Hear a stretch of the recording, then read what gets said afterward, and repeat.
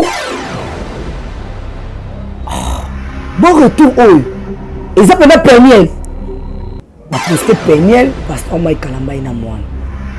Na ina tout la skoli kambu moko. Est-ce que Peniel, ma famille a pasteur Mike Kalamba, ana muto aboma. Où est le bal? Si vous pouvez Peniel n'a kenda ikuna na ko sala film pornographique. Amoni que et tolomo, il y a tolomo na ngane leki. Je dois retourner. Où est le mal? Bando yebisa biso ke babala kayo. Liba le kufa. Au divorce, tu veux le balater. C'est que nous sommes comme les Peniel, nous sommes qui na cause là. Parce que bala ni ba na biso Peniel la bonne biso za bombe ngaba voisin. On a mutu to yedi ke maman bokino na enda ko bénéficier na super na veste. Zawa le kena ko la zemi sa to tinda yo. Yaka zakito vanda. Takala pasteur Mike Kalamba il m'a Peniel le bima et puis Peniel a ko ça le droit de réponse. Orezonani temo za muluba pasteur Mike Kalamba muluba no peso butu moko ten pemeni ya pasteur pétage pasteur Denis Lessi. Je vous salue le pasteur Denis Lessi naite vidéo na yo moko salaka olobi Peniel aza vendable zemi ya nanga oyo ko sambuse na internet bisika kenda to yebite le mususu okobote la biso mwana mwasi tonga to bénéficier na nela bisaka bino bisika bakena mbonda botu na te mokolo mbunde ko beta bokoyeba bisika pistela soma na bombama belebe bien awa na boucle création TV ya ye moko la patronne la fierté d'une femme mondiale maman Blondine Basele bio. Maman a te kaka poto na poto soko se pestera so ma so abeti manette ya combo abeti body ya combo abeti lipapa nena lati bo Zara ne maman Blondine Basele. Je te dis merci maman Laetitia la 10 à chocolat chaud. Maman te belé la yo pe na kengela katangu tanya ba o savoir ka yo nga pe na boa ka yo te pona nini ONG mon pou mobimba bambo te no to sa kamo so bo soutenir bato. Tous les mbongo na mno pesa ba musicien te pour lo ba bimela mno ba ingra boya na ngona ONG mon puto ko aider babola tous wana pona bato bazanga tous wana maman Blondine Basele aida ka bato bazanga donc un plus la mne ko sala biso bongo te chic mapo ya jogo derrière la caméra les kanga na da génie photocopie originale héritier Watanabe. Je te salue un salut bien coucoué à toi Wivine mambo te belé na yo Wivine modèle mwana ngana ya Général Kanyama. Wivine Kanyama. Bon côté. Moi ça pembe tina kati. Ya pembe de la part ya Chic Mampou ya Diogo. Je te salue déjà. Wivine Kanyama ya pembe. Moi ça pembe. Oh ya tchaka chokote ya zana pembe na ya kubotama. Je te salue déjà. Je salue ma consœur chérie à moi. Tania Baosso de longue jambe de l'internet. Papa Junior Basele. Papa Bissou l'équipe Papa Bango. Hervé Basele. Papa me super l'équipe papa bango famille Basele mobimba et pourquoi pas à toi Beni moi souka baba Basele tout. Je te salue aussi Beni Basele bambo te belé na yo Nicolas c'est là seulement na OK na bango kakana c'est bel et bien moi votre humble servant c'était là seulement na toto ya tembe de la poste héritier Watanabe. Bonne chance à toi na bi examen d'état et ko sourire papa abiso les cas papa bango ba ko kosa héritier Watanabe allié ezalaka bongo gogan toto ya tembe. Je te salue déjà héritier Watanabe pour yopé ozalaka abonné na biso ya boucle création TV ya yemoko la patronne de la fierté d'une femme mondiale. Na ko yemba nzembo moko asuki na yembi yango boye bakezaka bongo papa na mama bazala problème alors héritier Watanabe bazala problème alors nzambe ngana na ki wapi donc na yembi bongo bo comprendre déjà le loto yeli bino bazozo makolo kilo obozanga makama ko sala boni bo vendre la Stella Swama na Kalamba inanko nazala déjà Kalamba inanko ata bo finga ata bo lobby je suis Mike Kalamba Stella Swama na Kalamba. Ah oui boyoki à bon entendeur salut. Je salue Chic Mampou derrière la caméra. Je salue les montants le plus frais, Jerry Cometox 207 de la presse, papa na baso à l'équipe, papa na bango. Je te salue. Je salue bateau surtout bazala kalanga vraiment elongo wala balinganga. Rachel la donne la griffe famille autrement dit l'antigresse depuis Luanda. Je te salue. Tolali tolamu kimbalanganza internet eziki. Nini? Oh. Na la ite. Nga ça veut information on a zwaki. Nga la pesi bato soto pour l'internet bazo ko ba do sa analyse matière. Okota kandi na le kana nga boy na mona o page la mama ba poster bon retour. Bon retour oyo. Exemple na Peniel. Ba poster Peniel pasteur Mike Kalamba ina mwana. Na ina tout la skoli kambu moko. Est-ce que Peniel na famille ya pasteur Mike Kalamba ana muto aboma Peniel. Lelo to sala analyse moko ezala un peu analyse moko intelligent. Ndela ninga koloba.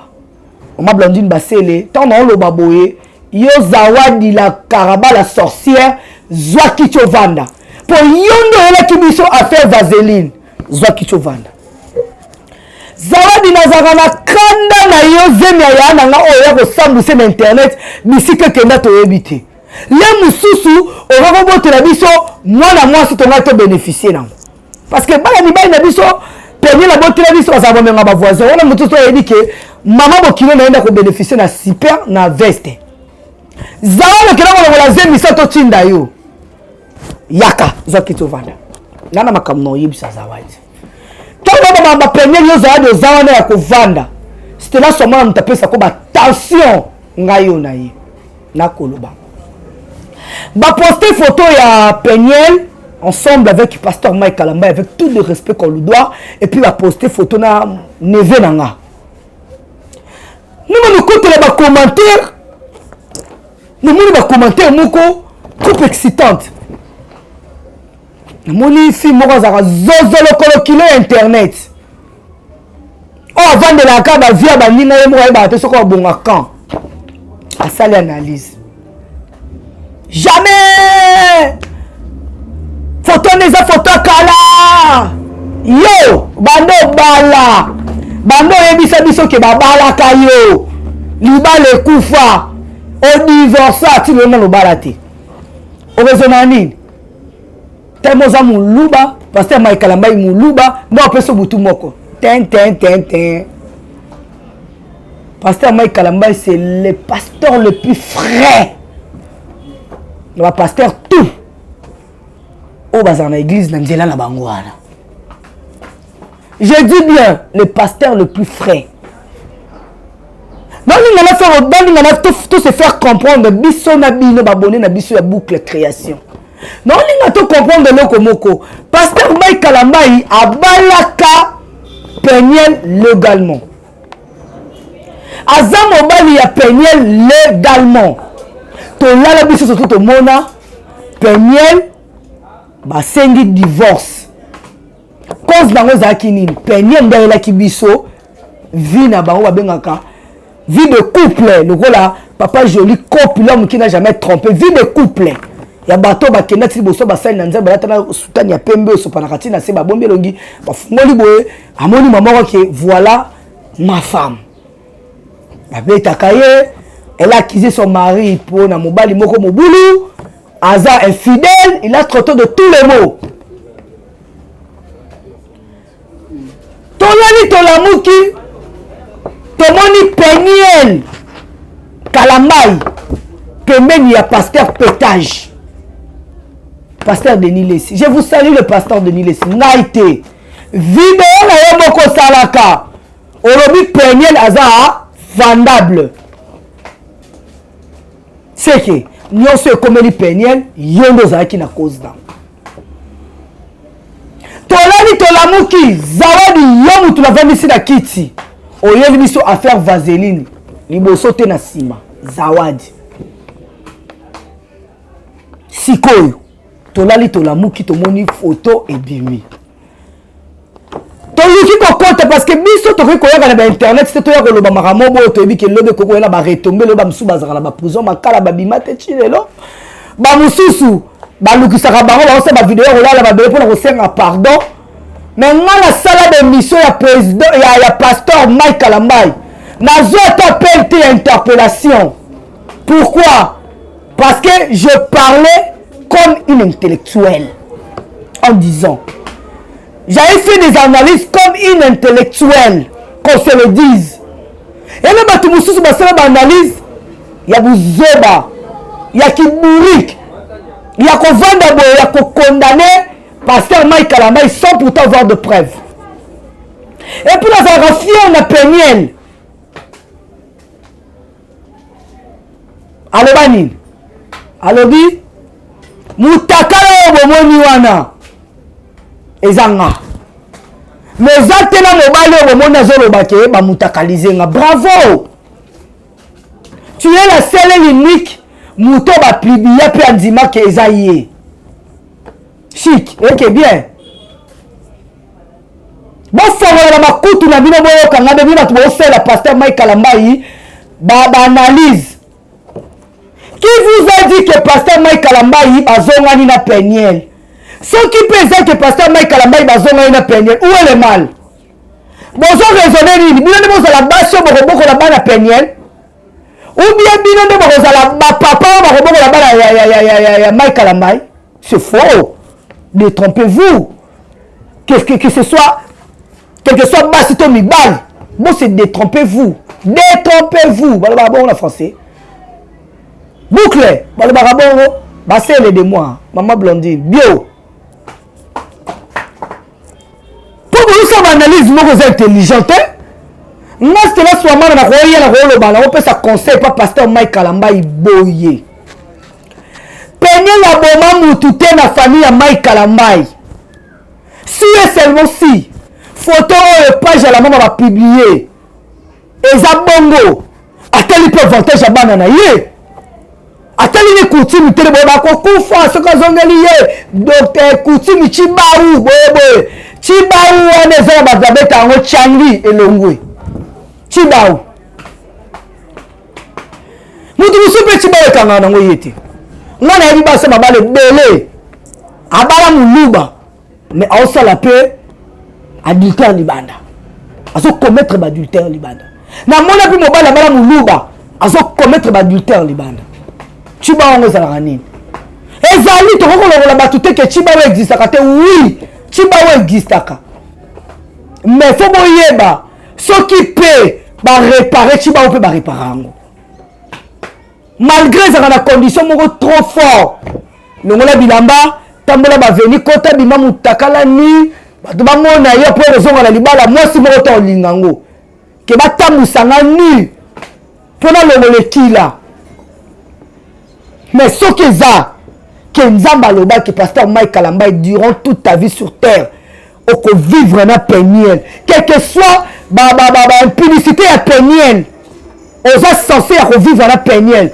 au côté le ainsi dit l'Éternel té na bino bato ba ba analyse Bourique, bon tika na telemela bango ti. To lala to lamuka to moni mutakala ya Peniel internet. Ngayo yo stela na telemela mutakala na jusqu'à la preuve du contraire, je suis Mike Kalamba jusqu'aujourd'hui. To lali to lamuki to komona ba vidéo oyo Zawadi Karaba la sorcière. Abimisa pona pasteur Mike Kalamba abimisa ngondwe nini Rambo 1. Abimaka nanga Rambo 2 azelaka nga na sima Rambo 3 na zemi Rambo 4 zemi longwe ezalaka bongo tobosanaka te na boucle a video wana ezali oyo kombo ya pasteur Mike Kalamba ezalaki sali mpo na Zawadi lelo bapakolo bastela obongwani c'est toujours Rabi qui ne change pas.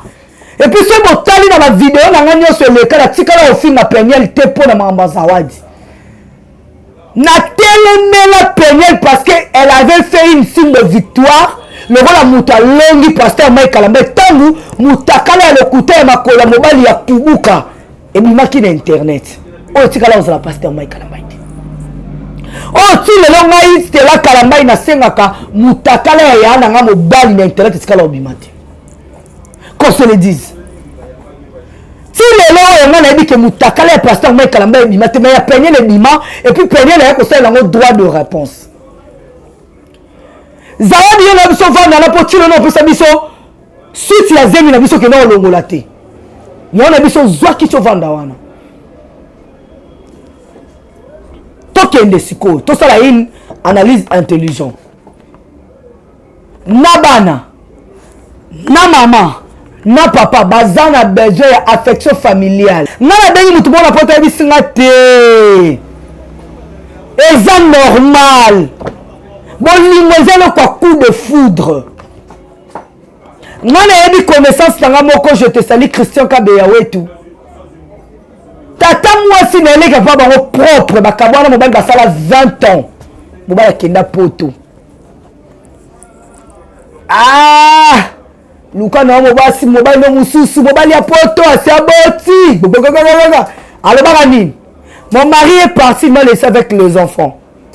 Atikala 20 ans. Papa n'a tika bana pour ne pas citer le nom, mais la taille comme Christian Kabeya. Pourquoi? Parce que c'est mon frère.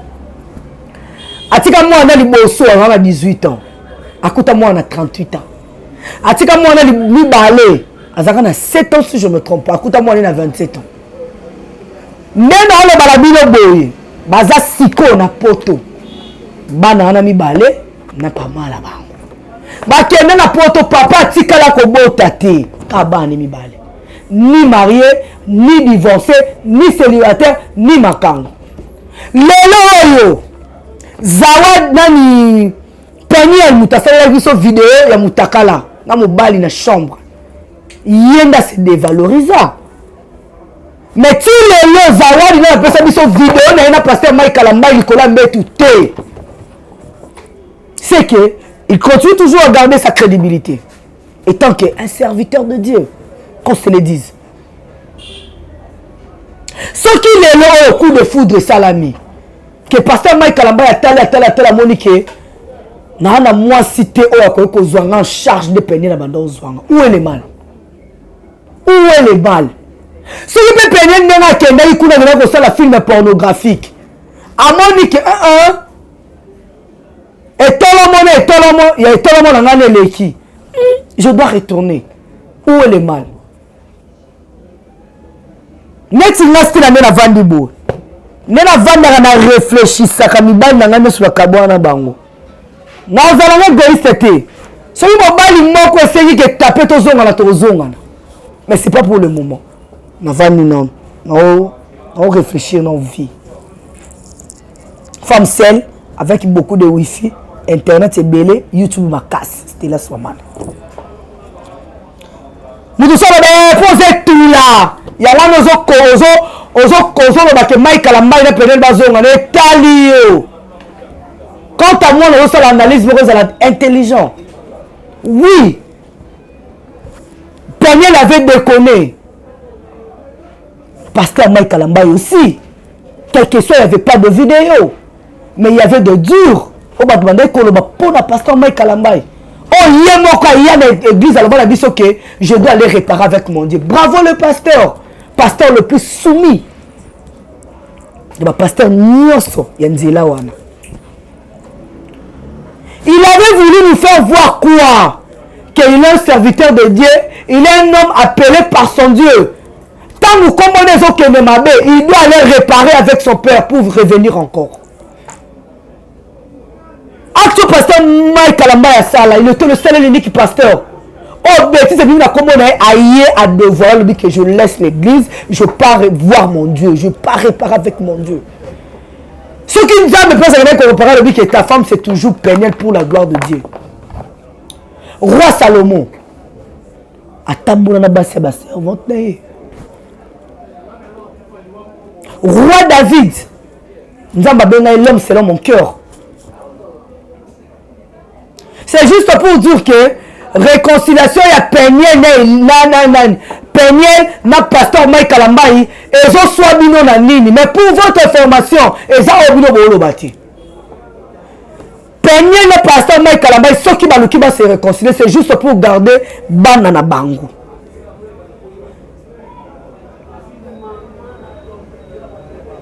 Ozoyoka nga beaucoup fou ya muto sala ka analyse ba vie privée ya bato bana okabwana mobile no tino no sala libala musu te ozaka wa pour ko finga ka bato. C'est pas normal. C'est pas normal. Motema mabeti wapi na nenga na ebeli pasteur Mike Kalamba il peut le faire à son nom de connaître Peniel, sur le nom moi si n'est Peniel, maman ba n'est Peniel. Pour l'objet à la tête bas, tala.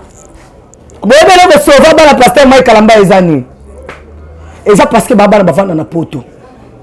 Si baba tanga na semi KTA na banda na kisasa wa. Banga bando ya sous classe te. Banga ba longwa. Banga ba comme la sema misa bomoni ye. Papa ba mutakaliza kaye. Maman ba mutakaliza bana maman ba comme stressé. Ba tiki classe. Mais pas mundele c'est le contraire. Ce qu'il faut qu'on sauve image ya famille Kalambai. Peigner na mai Kalambai ba sur la te poigne. Peigner la bomana.